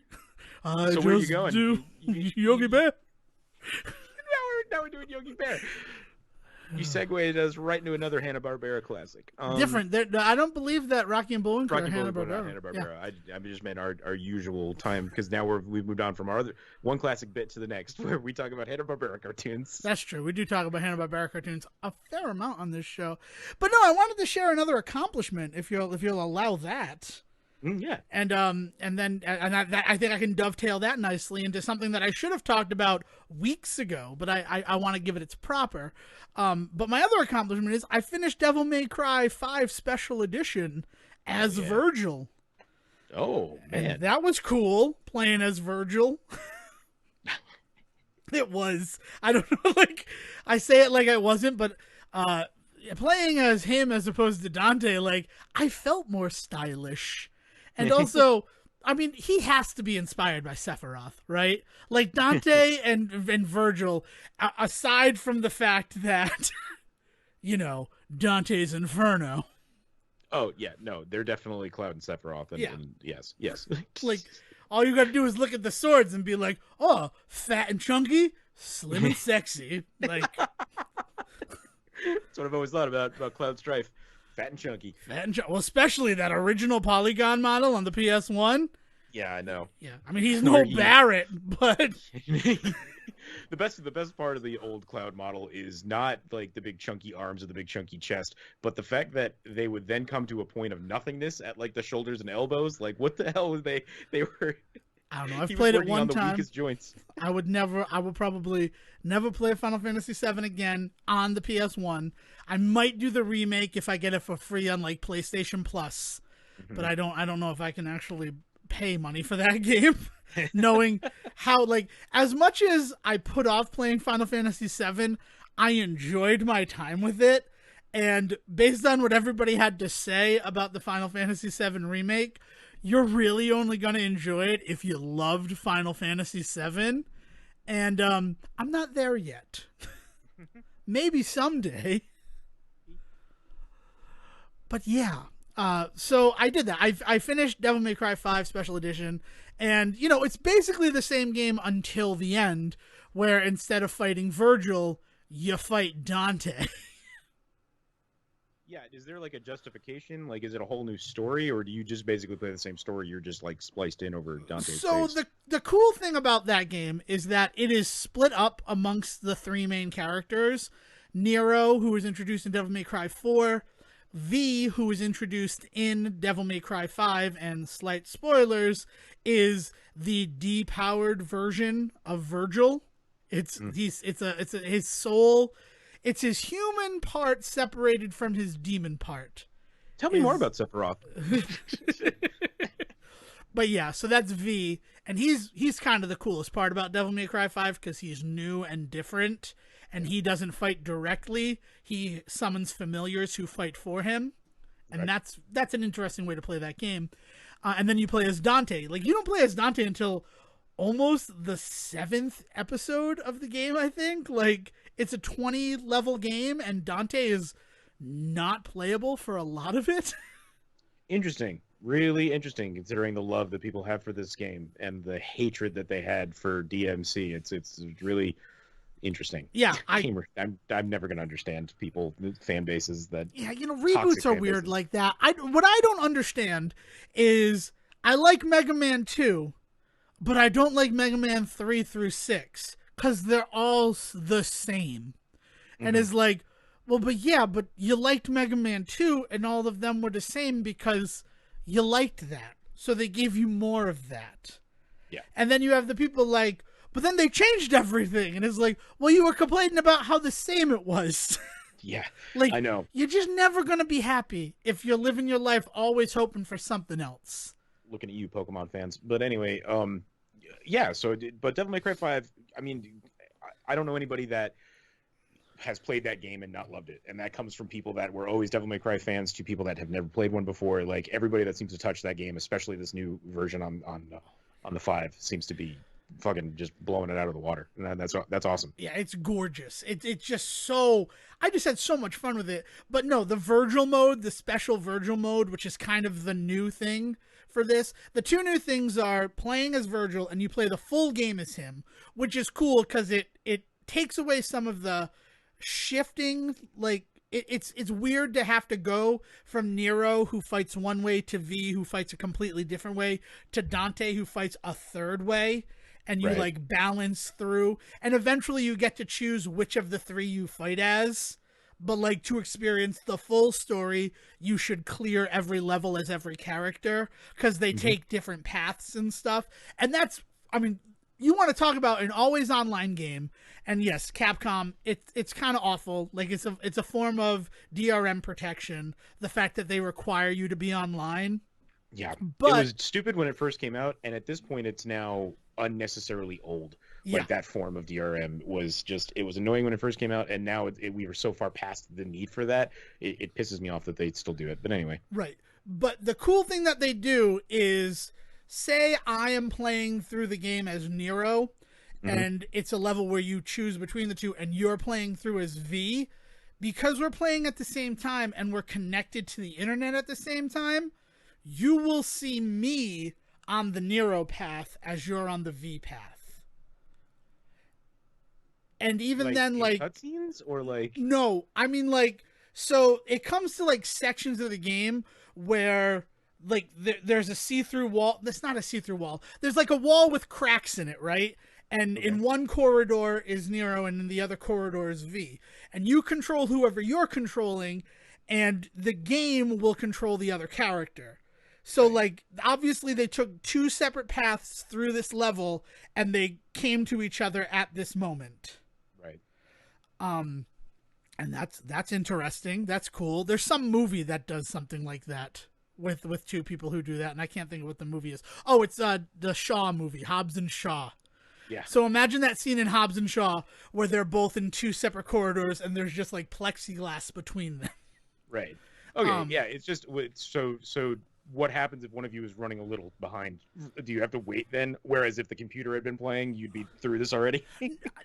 Yeah, so like you would finish and then the other one would have to do it. But really, the way that it usually does it is I've played through it before as Nero, and my ghost of that is saved, and because we're friends, that's the one it loads up. Or it might load up just some random one of someone who was just doing it.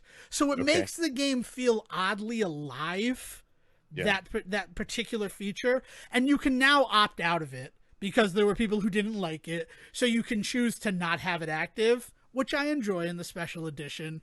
But when you play as Virgil, I almost called him Sephiroth. When you play as Virgil, that goes out the window. Every path is open to you, so it's getting to go through the levels as the different character, as this one character, but you can take any path.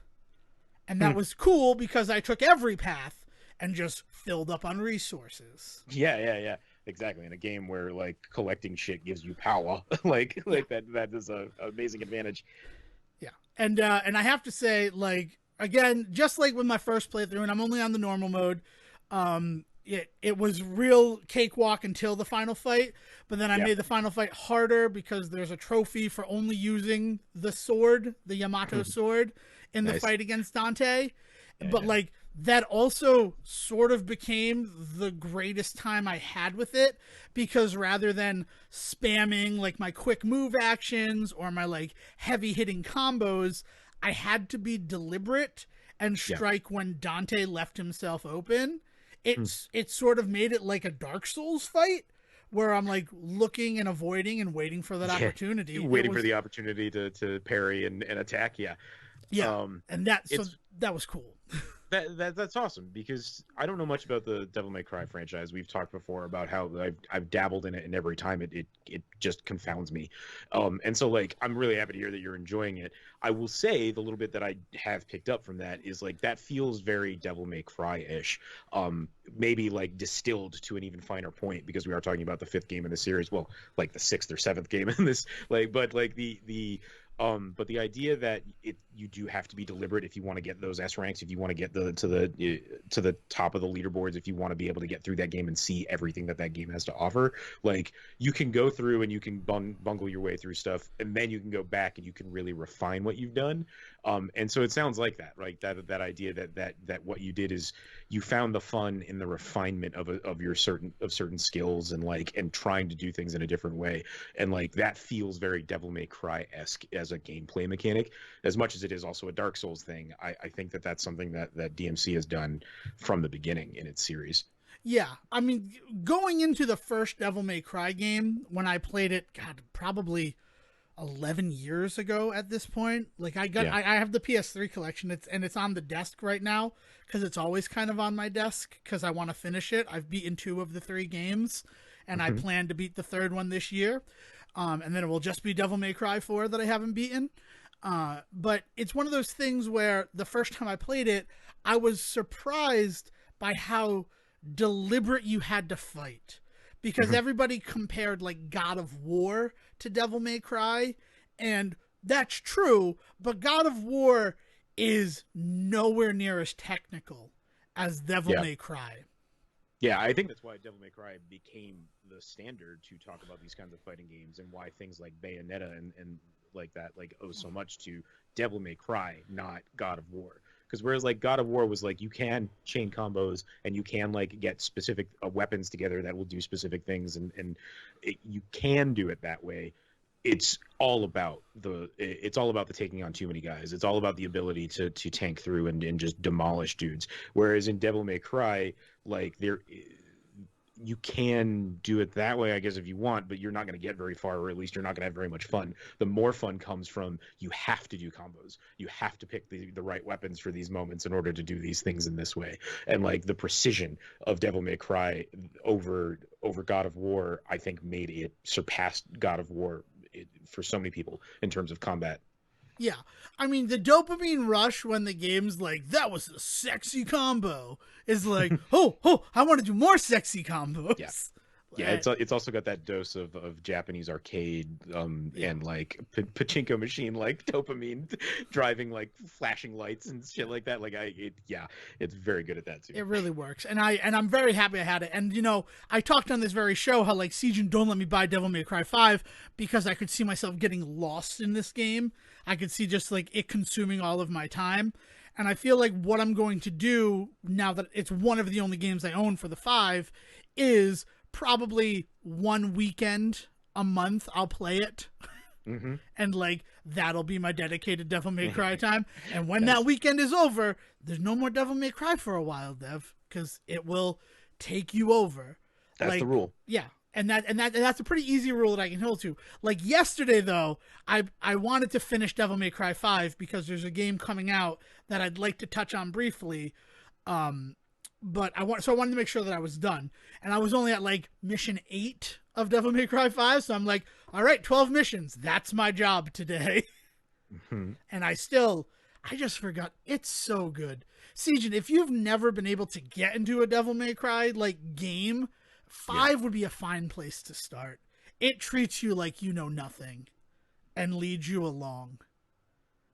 That's great. I mean, and I think it kind of had to, in terms of like coming back, in the way that Devil May Cry needed to.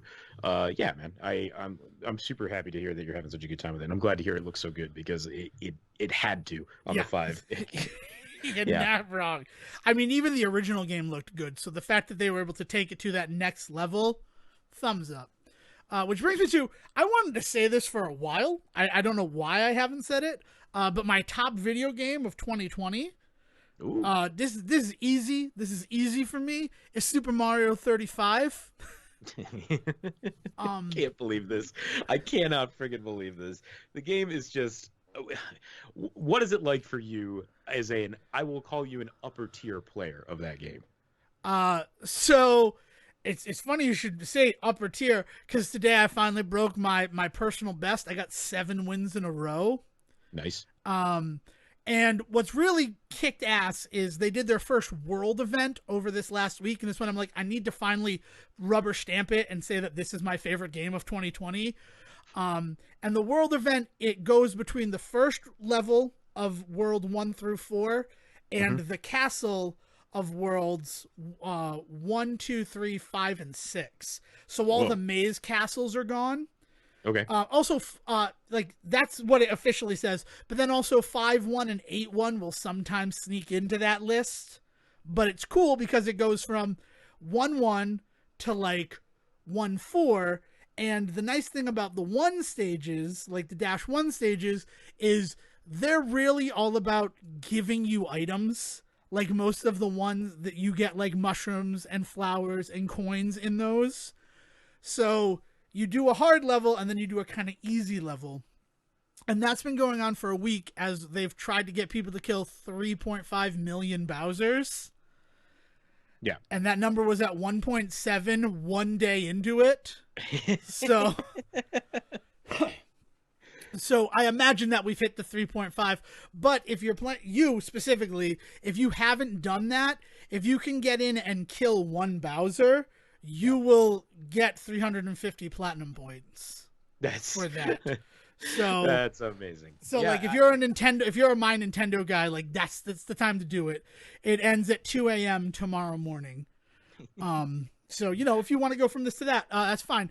But as a player like that, the game is often, for the first chunk of the game, while it's still a gray timer, building up resources, collecting coins, building up my time to the 400 limit of seconds that you can have going, and like kind of getting a lay of the land. Using the warp zones to know what the next few levels will be, and all that type of stuff. And also seeing how the other players are doing. Because you have those 34 other little windows into their games, so you can kind of see if people are taking warp zones or how far behind you they are. Like, there's a lot going on when I'm playing a game of Super Mario 35. And then as soon as it clicks over to the red time, that's when you want to prioritize going to levels with harder enemies. You want to make sure that you're sending harder enemies, not easier enemies, because easier enemies for higher tier players, that's just more time and it's going to stretch out the length of the match. There's got to be a word for this genre that this and Tetris live in, and I will actually say that this goes back to like Five Nights at Freddy's, like the manic like spinning 1,000 plates like style gameplay that you're talking about, where like you're not just paying attention to your stuff, you're considering what everybody else is doing. There's like, and it's beyond. It's not just metagame of like I need to know how other people are playing this game so that I can get better at it. Like you legitimately are like you are affected by the way they are playing and you are affecting them, right? Like that's still part of this. Yep. Correct? I mean, it's right. not all the time. I mean, that's part of the meta of the game is knowing when you want to target people as opposed to when you want to target, like, because there's the 4 targetings, and sometimes you just want to target most coins if you're trying to build up resources, because if you're targeting attackers and you have 6 people targeting you back, you could get overwhelmed very early on in the match. Yeah, so like there's and this is all stuff that you have to be thinking about in a matter of 400 seconds, right? Like, your clock is just running while this is all happening. Yeah, it's I think that's the thing for me is like I love the idea of there being this connected community all working through and playing this game or fighting each other playing this game and stuff like that. But the second that you add that like manic tension of like this also needs to all be happening now, like you've lost me. Like I just can't. And I'll definitely jump in and see what I can do about those platinum points, because that's just ridiculous. But like I don't know if it'll go beyond that again, Yeah, no, and like you got to be. It's clear in 2 levels, and I think you can do that. I believe that you can do that, Sejohn. I believe that anyone can do it. Dale did it, and that's not to. She doesn't like Mario games, and that's just she's like I don't get the appeal, but I was born 10 years after you, and it's like yeah, that makes sense. I understand why you wouldn't get the appeal of Mario games when literally it's something I've been doing since I was 3 years old, is playing Super Mario Brothers. Right. Yeah. For sure. But yeah, it's just like I came down to thinking like what was my game of the year this year, and 2020, I don't know how you fucking say it. 2020. What year is it, boy? 2020 was a lot of remakes. There were so many remakes or remasters that came out. So in terms of new experiences, that was one of the only ones I went through. And I get that. Yeah. I have to, like, I think for me it would probably be something like Paper Mario. Yeah, that makes sense. I'd have to look back over the year though. Honestly, my 2020 game of the year has to be like the 2015 game Stardew Valley. But Yeah. like, that's a whole other conversation. I mean, that's if I were going to like old games, it would be I'd feel like Donkey and being like, "It's River City Girls." Because for the year anniversary of River City Girls, I played it for 8 hours straight. And like to see if we could get a platinum in one day, and we did it, and it was awesome. But like also, that means I love that game. I freaking love River City Girls. Yeah, like, yeah. But you know, the fact that Super Mario 35, I still log into every day to complete my daily goals, right? And I know that's just so that they get their daily user average up and all that other BS that goes into it. But like, I want to do it. I want to play those goals and complete those goals. That is fun for me. Yeah, that's awesome. Yeah. I am, more than anything, I am in awe of you and everybody still playing that game, because the life that game has. We talked about this early on. Is like what does the tail look like on this game? And this is it. Like we're seeing it now, and it's pretty rad, especially because it's not going to be around much longer. Yeah, right? It goes away on March 31st. Crazy. So crazy. Currently, one of the reasons why I've been playing it like a madman with any free time that I have is I'd like to get to the highest level, which is 99 double star, and I'm at 20 double star. I think I have like 600,000 coins, and it will require me getting 3.5 million coins to get to 99 double star. So like, I gotta get to stepping. Yeah. Like, there's no ifs, ands, or buts about it. So it's been taking up a lot of my time. Also, like the arbitrary, once you kill 1,000 of an enemy, like the bar turns to red to show that you've killed that many enemies, right? And I think I'm at like 1 million Goombas killed, right? But there are some of the rare enemies, like the fireballs, the potaboos, which were at I only had 300 killed when this Bowser World event started. And I'm like, well, since I'll be in castles a lot, I'm going to get that number up. And now I'm at 940. So, like, I killed 600 potaboos while we're supposed to be killing Bowser. And Bowser, I was at 2302 when it started, and I'm easily at 3,200 right now. So, like... I thought you meant 32,000, and I was No, that'd be crazy. No, I messed up. Because, language is stupid when it comes to numbers. Why are we using words to discuss numbers? But why is that required, Dad? But yeah. So yeah, Super Mario 35, and that's my game of the year. And I get why Stardew Valley would be yours, the sense of community and that. But if it's a release, right, which is sort of how I try to do it, it'd be that. And I can completely understand it being Paper Mario, the Origami King for you. You keep telling me to play it, and I keep shaking my fist at you like, I kind of don't want to, but I kind of respect you, Sejohn. It's the kind of game that I feel like you could probably get through in a weekend. Like, it is definitely a game, I'd say that I'd have to try to stretch that game out to more than 15 hours. And I do often. I think you will breeze through that game, have some feelings about it, but you will not feel like it is a waste of time. I think that you will actually, like, I hesitate to say you'll enjoy it, because past experiences with Paper Mario have proven otherwise, and it surprises me how much that franchise has really done you dirty. And so like I am more than anything, I feel like it's a game you could finish and then have an opinion about that you would like to express. Okay, well, the challenge accepted. If I can get the game for like $40, then I'll get on it, and I'm sure that there's a Mario sale somewhere down the line, I because mean, it always especially seems like with that time. Yeah. yeah, especially with what do you call it coming out here in a couple of days. Furry Bowser there. Oh, Super Mario 3D Bowser, World. Yeah, Bowser, yeah, Bowser's February Fury Hentai 12th. or I'm whatever that one is. Yeah. excited to play that game again. Yeah, Like, I am legitimately excited for that. Like I was not sure how I was gonna feel about the 3D All Stars launch and all of that stuff, and I'm glad that it's in my life, but also kind of still very glad that I wasn't the one that spent money on it. But like loved getting it as a gift and like be happy to play it for the rest of my life.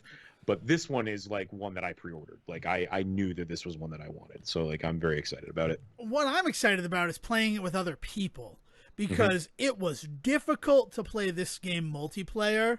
This Yes. game, this like multiplayer Super Mario 3D game, Yeah. because of the Wii U's limitations. Yeah, yeah. Is I'm excited about the weird like Mario Odyssey-esque add-on that they've done. Like the reveal that the Bowser stuff is not. It looks. I'm curious to see what it is fully fleshed out, because what they've shown of it so far is not at all what I was expecting for a new Mario add-on. I just I hope that it can be co-op with Bowser Jr. I don't want him to just be AI controlled. That's my big hope of it. I guess I just kind of assumed it was, but now you got me worried. I hope it is as well, I guess is what I'll say. Well, I mean, I feel like there has to be an AI version of it because of people who don't have people to play with. Oh, definitely. So I and I guess what it might be is it's co-op, but you don't get to play as Bowser Jr. But that would be a bummer. Like playable Bowser Jr. is the thing that I want from it, but I guess won't be surprised if that's not part of it. yeah, there's not enough out there, and I'm excited to try it. I'm excited to play through 3D World again, but I'm very happy that rather than this just being a repackaged game for $60, they seem to have added new content. Yes. That is why I also pre-ordered it, and I'm excited for the 12th of February. Whew. All right. So then the last thing, just to finish up this video game train, is Cyber Shadow finally comes out tomorrow. The game that question mark. What? I'm excited for it. I'm glad you are. Okay. Why, are you not excited for Cyber Shadow? Do you not know? What is Cyber Shadow? Oh, Cyber Shadow is that game that I played at PAX East in 2019. Oh, that game. The Ninja Gaiden-esque game that All they're right, like, yes. oh, that thing that you did, we didn't know that was possible. So hang back a little bit. We got to talk about it. Because how'd you do that? Awesome. So I'm very excited to play it. I actually think it goes live at 10 tonight. Regardless, I took the release date of Cyber Shadow off Nice. as soon as I got back from PAX 2019. So I have tomorrow off, but it is my intention to start playing as soon as it's available. And if you're one of those people who listens to the Say Report as soon as we release it, first of all, let us know. Get us on Twitter at the Say Report. Let us know that you're a Monday Manic or a Monday Maniac for the Say Report. I'd love to know that you're a Monday Maniac for the Say Report, and that's a term I just made up. But I'm probably going to be streaming it. You heard the process, Yeah. people. At twitch.tv/Fox0, and the VOD will be up because I'm stupid excited for this game. This is a game that I'm very excited to play. Even if it doesn't live up to my expectations, like, I'm going to go into deep detail about this game next week, Sejohn. So Phenomenal. it's 25% off right now if you pre-order, but you don't have to. You don't feel any obligation to play this game, especially after how The Messenger left you. Because it kind of looks like The Messenger, but only the first half of The Messenger, not when The Messenger turns into a Metroidvania. Yeah.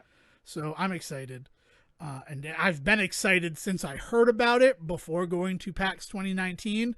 And I have had the postcard for its release date in my office. And I'm taking this off. Sweet, man. This day is off. So I'm excited for that.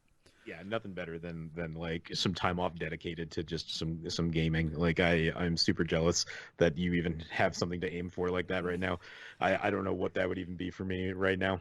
Yeah. I mean, the gaming is so crazy right now. Yeah. Just like the world of it. So the fact that I have like excitement for a game, like, it feels crazy because I can't remember the last time I felt this way. maybe Resident Evil 3, which was a year ago almost. Yeah. Like, Crazy. and that game hit weird, right? Right as the pandemic was starting. Let's go back to Raccoon City. Yeah. It's actually something I've been weirdly revisiting this week, mostly because with Village coming out soon, Resident Evil 8 coming out soon. But 3 was one that I wanted to go back to because it came so close on the heels of 2 and was so much caught up in like the waves still kind of reverberating from 2 that I feel like I personally did not give it as much time as I wanted to. Like I enjoyed what I played of it, and I loved like the reception that it got. I don't feel like it really I don't think it was like shit on or anything in any way that it shouldn't have been, but I just feel like it just wasn't raised up in the way that it really should have been because it's such a different experience from 2. Yeah, I think one of the issues with that is it weirdly doesn't have the same replayability that Resident Evil 2 had. Because, like, I played through Resident Evil 3, every difficulty level, S-ranked them all, but then I've never gone back to it. Because it's like, I accomplished everything. There are no more mountains to climb. Like, I could speedrun it, but it's not as fun a speedrun as Resident Evil 2 was. Because of the nature of the game. Yeah, it's just different enough from 2 that like I think you're right. It just doesn't lend itself to the same like oeuvre that the 2 did really. So which is why I think it didn't really get the shine, like the light shine on it that it did, that 2 did. But yeah, I Resident Evil 3 a year ago, and now here we are like on the other side of that, and you've got another one, man. Yeah. I'm jealous. Oh, yeah, you know. And also Village is going to make me play through Resident Evil 7 finally. Like, 7's fucking great. 7's got a hell of some gameplay in it. You know, just it's first person shooter with Resident Evil shit going on. Like I don't know, it's wild, man. Yeah, tall, sexy Natasha Fatale vampires. Yeah. Like I'm in. Yeah. They're always horny too. That's their secret. All right, so I really dominated this section of the episode. Is there anything else that you want to talk about, Siege? No, man. It's good to be able to get back to these kinds of episodes. I'll tell you that. Yeah, I agree. Right. and let's hope that we can stay on this track for a little bit. All right. So if you'd like to talk to Sejohn about anything that we mentioned this week, let's say Paper Mario Origami King as like the big like headline to talk to Sejohn about, you can find him on Twitter at Siege versus the World. And if you're also playing Mario 35, like reach out to Devon and reach out to me and reach out to the show because I'm very curious. But you can hit Devon up at Devon D. Decker with any info about your personal playing time with Super Mario 35. Can I tell you, I really hope that Super Mario 35 survives past March 31st in some way, shape, or form, because Dale and I were able to get into the same match, and it would be awesome to have like 6 guys all with their Switches sitting around, get into the same match in a physical space, which like you just can't do right now. Yeah. But like to be in a physical space, we're all playing the same game and semi-competing with each other. Like Dale and I had a blast, and I can only imagine that with more people, it would be more fun. Yeah. I if that's the kind of gameplay they want to start introducing to that game, I am in. Yeah, if they do like lobbies, I really hope that it's a beta test. I hope it's a beta test till the 31st, and then after that, it is you have to buy the game, and we'll give it more perks, sort of like what Tetris 99 did, but rather than just leave the vanilla version out there, require people to pay into the like pay version of the game. Yeah. Like, you know, and I think it'd be totally justifiable. I mean, not least of which because they were telling everybody it was going away, so you knew what you were getting into when you bought into it. But on top of that, to say like, look, to keep this shit up, we need to start paying. You need to start paying for it. Like, I think is a totally fair like thing to concede at some point. Yeah, I mean it's just where I'm at, and I would gladly do it. And this is one of those games that I enjoy enough that I'd probably buy it for people and then force them to play it with me. But that's too much. Thanks for the warning. Yeah, no, just a heads up. But yeah, so that's it, right? So, Will, before we make this one any longer, please bring us home. Thank you for listening to the Say Report with your host, Devon Decker and Sejohn Serwick. Please follow the guys on Twitter and Facebook by searching for The Say Report, and you can always subscribe on your podcast channel so it's delivered straight to you and you can enjoy it every week. With apologies to your mother, we'll see you next time.